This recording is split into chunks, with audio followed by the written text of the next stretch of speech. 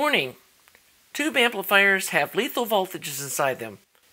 Please do not attempt to build, test, or repair these without understanding and following all safety protocols. Hey y'all!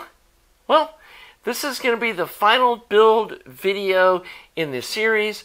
We're going to go over how I wired up the cathode resistors and got that final little part of the amplifier wired up. And then we're going to power this thing up, make sure all that stuff is where it's supposed to be, or where we expect it to be. The other thing that we have to do is run the shielded wires from these RCA jacks up to the input tubes. We're probably going to do that after we check all the voltages and make sure everything's happy. And then we'll be ready to do the next video, which is going to be testing this thing on the audio analyzer suite to check the distortion and frequency response and all that sort of thing. And then we'll finally be doing some subjective listening to this thing. So, yeah, let's get busy finishing this amp up. Okay, zoomed out, I'm going to show you some of these wires that come across the amp, and then we'll zoom in to show the details of this area right in here. First, we have this ground here. It's going from the star ground point, and it loops around and comes up to this terminal right here.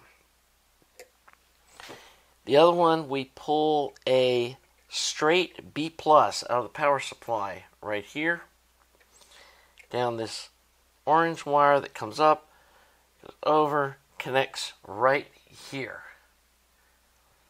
So let me zoom in now so we can look at this other stuff in more detail. So this is our main ground point that's hooked directly to the star ground point by this wire right here. And then this is our full B+ from the power supply. These two red wires here are the positive leads from the output transformer primary. This comes from the plate. This is also the plate. And then eventually, the next step, the last thing to connect to the amp is the screen grid connects up right there. And then the other screen grid connects up right there. But we're leaving these off for now, so we have a little better viewing of this other stuff. Some of this is going to be a little hard to see because like this wire goes up underneath this capacitor, but you can see these pins 1 and 8 are tied together, and then the cathode comes over to this terminal right here. And then it continues on, it comes up here and goes through the top of the chassis to the end of one of the cathode resistors, the 500 ohm guys that are mounted up top. This is our center of the two resistors, that's the common ground. It comes up, connects up to our main ground point here. This wire over here goes from the ground on this tag strip around here to ground this point, which is where the grid leak resistor and this filtering RC capacitor for the front end power supply, or the driver tube power supply, where it grounds. And it connects from here to there, which is where the plate load resistor and this dropping resistor tie into here. It goes through the cap to ground. Same thing over here. We got this power coming over here. This is the dropping resistor, or the R of the RC filter. There's the plate load resistor right there. And then this cap goes from this terminal to ground. The grid leak resistor goes from this terminal to ground. And then this comes around over to here, ground point. And then this terminal and this terminal are tied together with this ground wire right here. So the last thing we've got is this wire here off the end of this other resistor. Comes up here to this terminal, which is where the cathode of the tube connects. Pins 1 and 8 are connected together, and then the cathode bypass cap goes across from the cathode to the ground, cathode to ground. And that's it. just need to solder these two wires up here to our screen stopper resistor that's connected to pin 6. Pin 4 is the actual screen. This pin's unused, so we're just using it as a tag point. And then, let me scoot the amp down a little bit. You can see I've soldered in the two LEDs from the tag point here, where the cathode goes through this 200 ohm resistor to here. Then it goes through the LED from here to the ground. Same thing, 200 ohm to here, and then from here to the LED to ground. And when you get these soldered in, it's a good idea to put your multimeter on diode mode, and then put the black of the ground lead here, positive here, make sure the LED lights up. And that way you know you've got them put in the correct orientation. So let me hook up these two screen wires, and we will be ready to do our initial power up. Now the initial power up, my plan is to not put in the rectifier tube, and we're going to check our heater voltages, make sure that all the tubes light up and we have the heaters all working. And then we're going to scoot over here. We're going to check, make sure we have 5 volts AC across here. Then we're going to put the ground lead on our star ground point and check for high voltage AC here and here. Obviously unloaded, it's going to be a lot higher than it's going to be once the tubes are in the amp. But it's just a way to make sure that we've got everything hooked up before we put in the rectifier tube and start injecting high voltage DC into the circuit. So let me get that little bit of soldering done and we'll check our heater voltages. Okay, so we're going to do our first AC heater check. Again, we don't have the rectifier tube in it, but I have both the KT88s and the 6 EJ7s in their sockets. We want some load on the transformer so we can see a little bit about like what kind of voltages we've got with the tubes under load. This voltage still might be a little high. Once you put the actual high voltage DC load on the transformer, this might come down a little.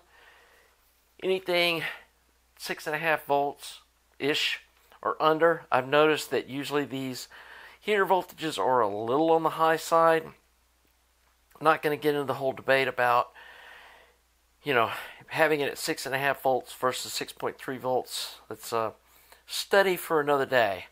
So first thing we do is we did put a 2 amp fuse in it. That's kind of a good starting point for an amp like this.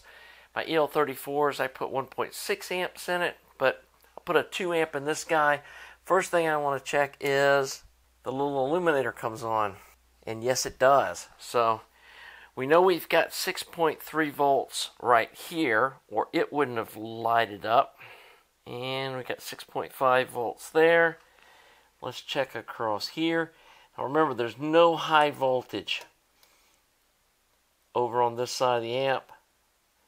Normally I wouldn't be using the 2 probes with 2 hands, but given that the only high voltage is on this red wire over here, I feel safe coming over here and just checking these heaters.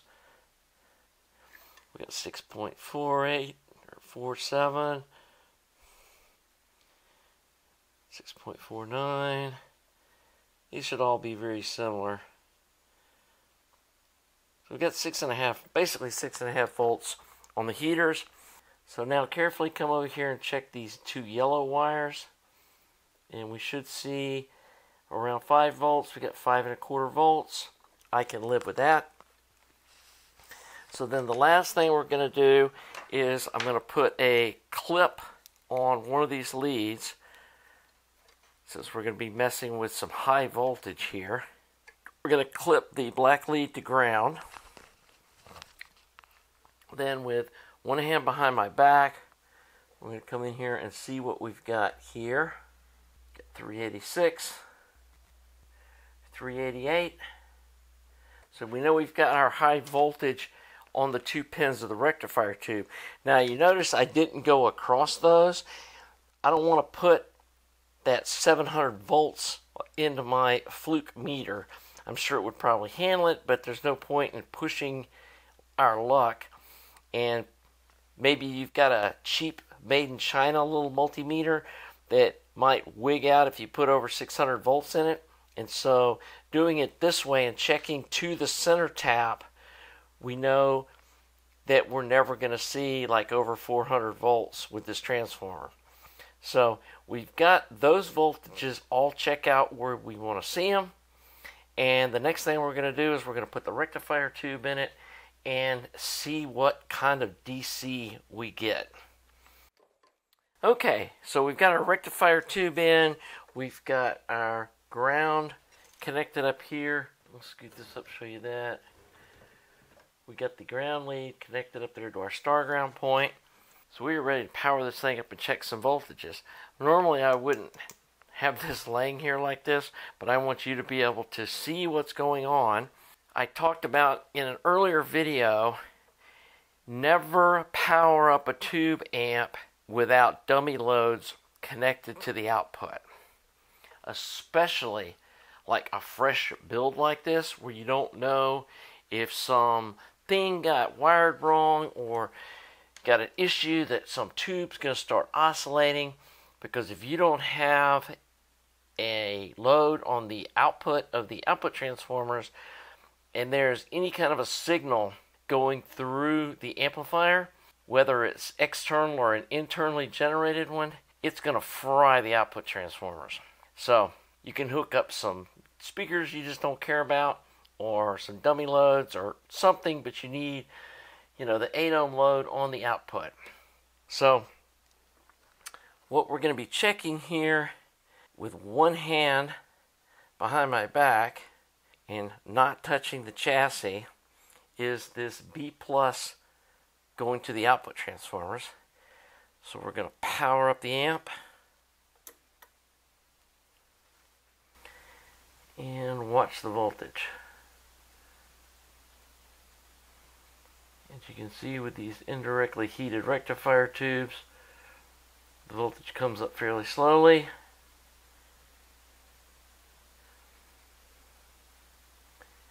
And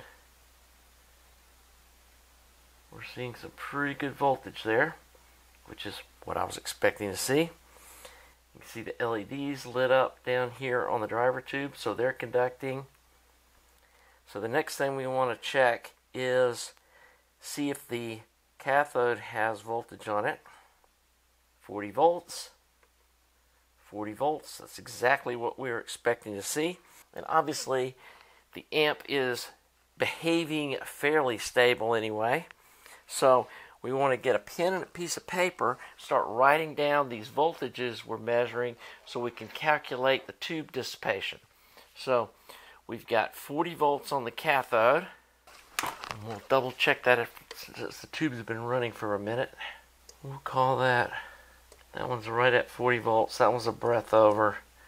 We'll just call that 40 volts. And I have some people arguing with me, but I just round this stuff up. It doesn't have to be exact. And then the next thing we want to do is see what the plates are. So we got 430 volts on the plate on that tube. And then same thing, we got 430 volts. And as you'll note, if you guys have watched my EL34 builds, that's about 30 volts higher than what we have on an EL34 tube. Then we're going to come in here and check the screen. We got 434, 434. I can live with that. I don't like seeing the screens way higher than the plate, and normally I try to get them a couple of volts below the plate, but I can live with that. So let's come over here and check our input tubes. So first thing we want to check is this plate voltage, which is this pin right here. We've got 216 and 182. That's a pretty big difference between those two plate voltages. Not real crazy about seeing that. Let's see what kind of voltage we got here on the other side of the plate load resistor. We may try swapping the driver tubes and see if it's just the tubes are that much different. We've got 2.7 volts there and 2.9 volts there. So let's write all that down. 182 and 2.9. And then on this one we've got 219, 2.7 volts. So the other thing that we can check here is the voltage here. Basically 1.7 volts. Got 1.7 volts. That's the voltage drop across the LED, and so we can calculate up the voltage drop across that 200 ohm resistor and determine how many milliamps of current is going through that tube. So I'm going to power the amp down. I'm going to swap those two input tubes and see if the voltage change follows the tubes. Okay, so we switched our two driver tubes, and let's see if that voltage anomaly follows the tube or whether we've made a mistake in building the amp. So if you remember before, this one was 219 and that one was at 182. So let's see what this one is now with the tube swapped. There we go. 184. 224. So you can see that the voltage anomaly is following the tube. So basically we just don't have a good matched pair. Whether or not that really makes a lot of difference in the performance of the amp, we can test it and see. I mean, it may come out that one channel has more distortion than the other, or one has more power than the other, or, different input sensitivity. Ideally, you'd probably want those tubes to be fairly close to matching the current. And I did the calculation. So this one that's got 220 on the plate voltage, when you calculate up the voltage drop across this 200 ohm resistor, which was 1 volt, verify that again. That's basically 1.7. And there's 2.7. So we've got 1 volt across a 200 ohm resistor, which is going to be 5 milliamps. And that's with the tube biased at 43% of its maximum, which is fairly normal for a driver tube, that you don't run them at the limit of what they can dissipate, especially if they can provide the performance you need without doing that. And then this one over here that has got the mid 180s voltage, it's pulling 6 milliamps. And the interesting thing is when you measure the bias voltage, it's more negative, which should be drawing less current if the tubes were identical. So they're obviously not both. They call them bogey tubes when they're perfectly made. The other thing to remember is these tubes were built and designed to be used as pentodes, and we're triode strapping them. So we're using them in a way that they weren't really designed to be used. And so that may have something to do with this anomaly we're seeing. I did calculate up the voltages and the current draw on the output tubes, and they're pulling 30 watts out of a 35 watt tube, so they're running at 85% of their rated dissipation, which is a good place to be running a tube. I don't like running them much cooler than that. You could probably run them a little hotter and get a little more power out of them. One thing we may play with when we are looking at this thing on the audio analyzer suite, I may pop a solid state rectifier in it, which will jack up the B plus a little bit, and see if that gives us more power. And that may be an option if you need a couple extra watts. You could probably use one of those little drop-in solid state rectifiers and get there. So if you remember before, and I did make an error, I was measuring the screen voltage over here at the tap and not at the actual screen of the tube. So let's go back through these voltages. So we got 430 on the plate. On the actual screen, we got 429. Just a breath below the plate. And honestly, that's what I like seeing in an ultralinear amp, is having enough resistance between the screen tap and the screen to drop the screen voltage just a breath below the plate. So you can see it's just over 430 or right at 430. And this is now just right there, half a volt under the plate. And then over on this tube, right at 430. I mean, it's spot on. And then this one is, again, within a half a volt of the plate now on the screen. And that's what we really want to see. So sorry about measuring that wrong earlier. But the other thing we can do here is we can do the calculation of how many milliamps of current is on the screen.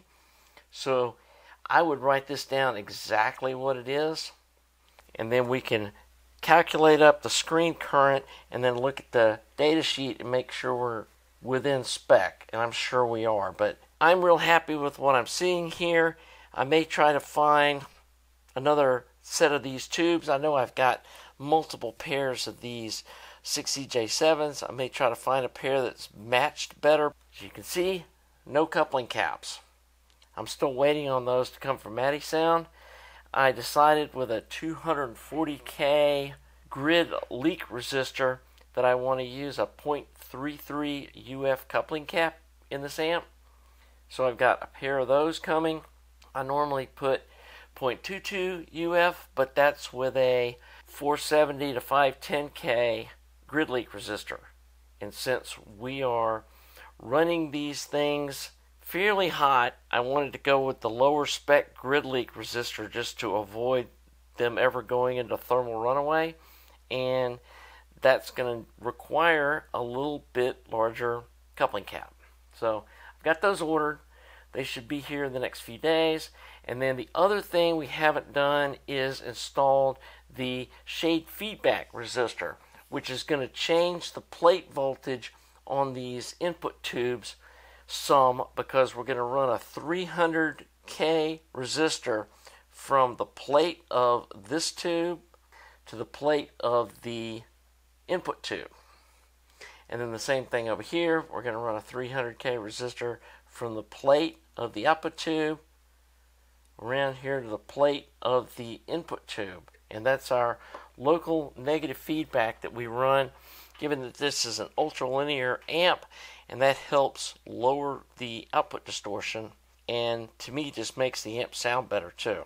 So we still need to do those two little things, and then like I said, we may leave these tubes in here for now and just see what an unmatched pair of input tubes does as far as the performance. And then if we do see a power difference between the left and the right channel, which would manifest itself in the balance not being centered, I'll hunt around until I find a balanced set of tubes, and I'm probably going to do that anyway just for my own anal retentiveness. I don't think I'd want to deliver an amp with unmatched tubes. I'm sure I've got some more of these mesh plate 6EJ7s around here. Okay, so I did some testing on some various 6EJ7 tubes I have. I found a pair of Sylvania solid plate tubes that seem to be a good match, and they're similar to what I would expect these tubes to be doing, looking at the only published triode strap load lines that I could find for a 6EJ7. And so let's look at the voltages here. We have just over 400 volts. Same thing, one was 403, one's 404. That's very close to 400 volts. If we go up here to the plate, we've got 170 on that tube. And then we've got 177 on that tube, which after this one warms up, it earlier had come up a little higher. You can see it. Now it's going up to close to 171. So these tubes are much, much closer than that previous pair. And then if we come in here and check the cathode voltage, we've got 2.9 and just under 2.9, which is 6 milliamps across the tube at idle, which is well within their dissipation. So we're going to go with this pair of tubes to start with, and we will test the power versus THD and all that stuff with some of these other various tubes and listen to them. But for now, these look like they're hitting a good point in their curves. The other thing we haven't done, we need to put in the plate-to-plate shade feedback resistor, and I'm anticipating that the plate voltage is going to come up closer to 200 volts. So let me get those soldered in and we will test what that does. Well, just like I expected, all the voltages came out right where I expected them to, and so that was no surprise. Again, I've built one of these before and listened to it for probably a year and really enjoyed the amp, but then also struggled with it because I made some mistakes when I built that one. One of the main ones, I think I said in an earlier video, was I bypassed all the capacitors with these little budget Mundorf 0.33 UF caps. And yeah, I tried that in another amp, like after I had finished it and got it built and tuned and everything, and it had this shrill, just unpleasant tonal quality to it. So never done that again. And I realized that that's probably what I was struggling with that KT88 amp with, was I never tried taking those out. I just assumed, hey, this is what people say works, I'm going to put them in. And it was another one of those things I learned from my mistake. That EL34 amp, I originally intended to do that too, but I just got busy or so involved with the project I forgot to do it, and it's like, I'll do that later or something. I can't remember the exact reason, and I was able to learn something from it. And I know some people love the way bypassing electrolytic caps with little film cap sounds. I'm not one of them.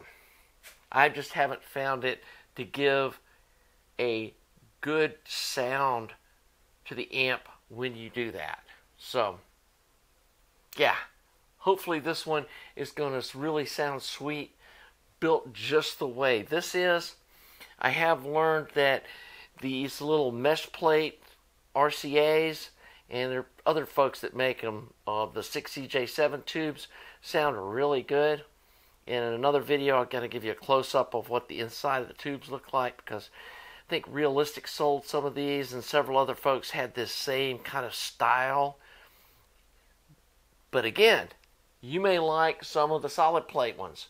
And then there's a whole slew of, what is that, a 6CJ something. Anyway, I'll go over the list and I'll publish on my website the whole tube rolling list and the differences between all the tubes.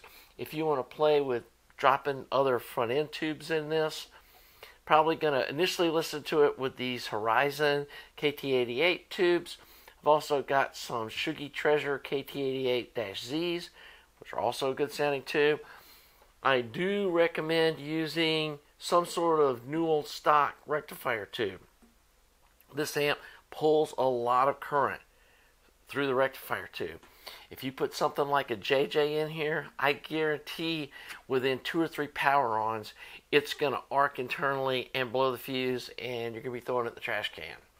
And I'm not even sure. I know when I deliver this to my customer, I'm going to deliver it with a new old stock, probably a Master Tuda, or I've got some RCAs. I've got some different ones.